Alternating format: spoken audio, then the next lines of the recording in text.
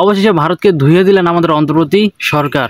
হুম আমাদের অন্তর্বর্তী সরকার কিন্তু বর্তমানে কিন্তু নিউ ইয়র্কে আছেন এবং তিনি ভারত বিষয় নিয়ে এমন এমন কিছু তথ্য দিয়েছেন সেখানে, যেটা বলতে গেলে ভারতের জন্য অনেকটাই কি খারাপ। আর এটা হওয়ারই কথা, কারণ ভারতের সাথে বর্তমানে আমাদের অন্তর্বর্তী সরকারের সম্পর্ক মোটেও একদমই ভালো না।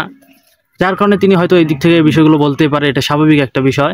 যুক্তরাষ্ট্রের নিউ ইয়র্কে বসেছে জাতিসংঘের সাধারণ পরিষদের ৮০তম অধিবেশন।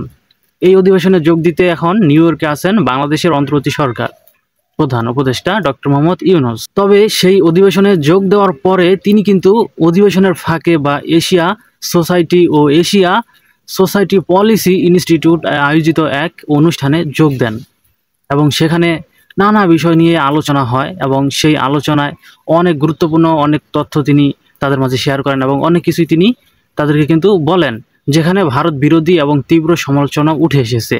ডক্টর ইউনূস বলেন, আমাদের আঞ্চলিক অর্থনীতির কথা ভাবা উচিত, কিন্তু বর্তমানে ভারতীয়দের সঙ্গে আমাদের সমস্যা হচ্ছে কারণ তারা আমাদের শিক্ষার্থীদের কার্যকলাপ পছন্দ করছে না। এই যে তিনি যে এই কথাটা যে বললেন যে শিক্ষার্থীদের কার্যকলাপ ভারত কিন্তু পছন্দ করতেছে না, এটা কিন্তু বাস্তব। কেন? কারণ যখন ছাত্ররা আন্দোলন করেছিল বাংলাদেশে সরকার পতনের জন্য, তখন কিন্তু নানা ধরনের কিন্তু নেগোসিয়েশন কিন্তু সৃষ্টি করেছিল কে? ভারতীয় গণমাধ্যমগুলো, এবং স্টুডেন্টের বিরুদ্ধে নানা ধরনের ট্যাগ দিয়েছিল এবং নানা ধরনের অযৌক্তিকতামূলক কোনো এই ধরনের মানে তাদের উপরে কি দিয়েছিল, সমালোচনা করেছিল এবং নানা ধরনের মিথ্যা প্রচার করেছিল বিভিন্ন বিষয় নিয়ে ছাত্রদের উপরে। আর এটি কিন্তু তিনি কিন্তু এখানে কিন্তু তুলে ধরেছেন। তিনি আরও বলেন, বাংলাদেশের রাজনৈতিক অস্থিরতা ও তরুণদের মৃত্যুর জন্য দায়ী সাবেক প্রধানমন্ত্রী শেখ হাসিনাকে আশ্রয় দিয়েছে ভারত। এটি ভারতের সঙ্গে বাংলাদেশের উত্তেজনাপূর্ণ সম্পর্ক তৈরি করেছে। পাশাপাশি ভারত থেকে অনেক মিথ্যা খবরও ছড়ানো হয়েছে, যা খুবই খারাপ একটা বিষয়। দেখছেন, তিনি কিন্তু এই বিষয়টাও কিন্তু তুলে ধরেছে। আসলে ভারতীয়দের এটা আসলে কতটুকু উচিত ছিল, তারা মানে কিছু জাস্টিফাই না করে এমন এমন কিছু তথ্য তারা গণমাধ্যমে উপস্থাপন করেছে যেগুলো বাংলাদেশে আসলে ঘটেইনি বা বাংলাদেশ সেগুলোর সাথে যুক্তই না।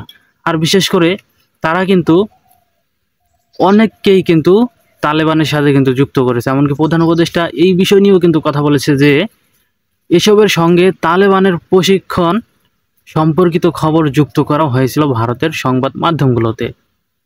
এমনকি তারা বলেছিল যে আমাদের প্রধান উপদেষ্টাও নাকি একজন তালেবান। আপনারা বুঝতে পারেন, এই যে ভারতের এই ধরনের প্রোপাগান্ডা বাংলাদেশের বিরুদ্ধে ছড়ানো হচ্ছে, এতে কি হচ্ছে? দুটো দেশের মাঝে কি হচ্ছে? বিভেদ সৃষ্টি হচ্ছে এবং সম্পর্ক খারাপ হচ্ছে। এটা কি কোনো দেশের জন্য কি কখনো ভালো কিছু বয়ে নিয়ে আসবে? কখনোই না। এতে কি হবে? ভারতের সাথে বাংলাদেশের সম্পর্ক দিন দিন ক্রমশ আরও খারাপ হয়ে যাবে। হয়তো অনেক ভারতীয়রা ভাবতে পারে যে বাংলাদেশ এত ছোট একটা রাষ্ট্র, তাদের সাথে আমাদের সম্পর্ক ভালো থাকলেই কি বা খারাপ থাকলেই কি। আসলে বিষয়টা কিন্তু এরকমটা না। প্রতিবেশী হিসেবে যদি আপনাদের সাথে যদি ভারত অথবা বাংলাদেশের যদি মিল না থাকে, তাহলে কি হবে? যে আপনাদের সীমান্ত কি মানে অস্বস্তিতে ভুগবে এবং অনিরাপত্তায় ভুগবে। বিশেষ করে আপনাদের মানে মনোযোগ যেই দিকে থাকার কথা সেই দিকে না থেকে থাকবে অন্যদিকে। কিসের জন্য? কারণ এদিক থেকে একটা মানে সমালোচনা হবে, আপনারা সেটা নিয়ে কথা বলবেন, আপনাদের এতে কী হবে? কাজের ব্যাঘাত ঘটবে। বিশেষ করে শুধু এটা আপনাদেরই হবে যে তা না, এটা বাংলাদেশেরও ঘটবে। তবে যেটাই হোক, ভারতের সাথে বাংলাদেশের সম্পর্ক খারাপ থাকলে আসলে ভারতও কখনো শান্তিতে থাকতে পারবে না।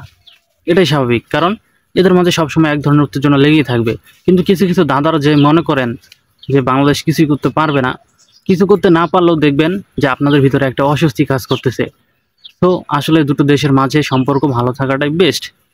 তবে আমরা জানি না নির্বাচন হলে আমাদের নির্বাচিত সরকার যে হবে তিনার সাথে ভারতের সম্পর্ক কতটুকু ভালো হয়। তবে আশা করা যায় তাদের সাথে সম্পর্ক ভালো হয়ে যাবে। অন্তর্বর্তী সরকারকে হয়তো ভারতীয়রা অনেকেই পছন্দ করে না, তবে নির্বাচনের পরে দেখা যায় তাদের সাথে আমাদের কি সম্পর্ক তৈরি হয়।